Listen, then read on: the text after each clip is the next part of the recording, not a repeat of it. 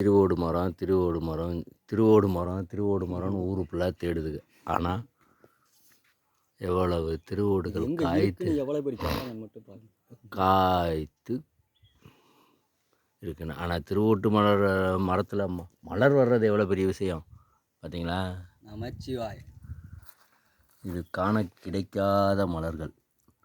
இதை தேட அப்படியே அதாவது மரத்துலேருந்தே வருது பாருங்க. மலர்த்துலேருந்து ஆல்ரெடி கீழே பாருங்க ஐயா, கீழே மரத்துலேருந்து வளர்ந்து தான் முளைச்சிக்கல இருந்துட்டு இருக்கு பாருங்க. தெரியுதுங்களா? அதாவது காயா வரல, அது மலராக வந்து மலர்லேருந்து வந்திருக்கு. மலர் வந்து முட்டாயி அதிலிருந்து அந்த இது மலர். இதெல்லாம் கூட மூலிகையில் சேர்க்கணும்.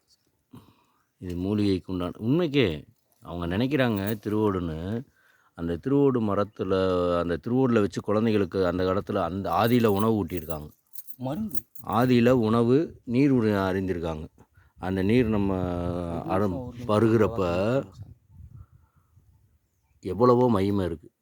உடலில் உள்ள உபாதைகள் வந்து திருவோட்டு மூலமாகவே குணப்படுத்தலாம். அதனால தான் அந்த காலத்தில் ரிஷிகள் முனிவர்கள் தேவர்கள் அனைவரும் குழந்தைங்களுக்கு சங்கில் மருந்து சங்குக்கு வந்து திருவோட்டில் கொடுக்குற எவ்வளவோ மகிமை.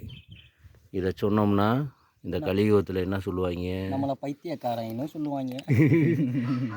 இனிமேல் நம்ம ஃபேஸையே காமிக்கக்கூடாது, எவன்கிட்டயே ஃபேஸ் காமிக்கக்கூடாது. தேடு ஃபேஸை தேடு, எல்லாத்தையும் தேடு.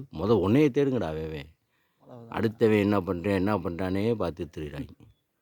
உனக்கு உண்டானது எதாக இருக்கா? ஆனால் நம்ம எல்லா பேர் நன்மைக்காண்டி எல்லா குருமார்களும் ஓடுறாங்கங்கிறது இவங்களுக்கு தெரியாது. ஆனால் பூமிக்குள்ளே போனதுக்கப்புறம் ஐயையோ ஆமாம்மா அவர் நல்லவர் இவர் நல்லவர் எல்லாத்தையும் சொல்லுவாங்க.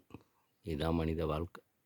உயிரோடு இருக்கப்போ ஒருத்தன் நேராக வந்து சொல்கிறப்ப அவனுக்கும் மதிப்பில்லை, வார்த்தைக்கும் மதிப்பில்லை.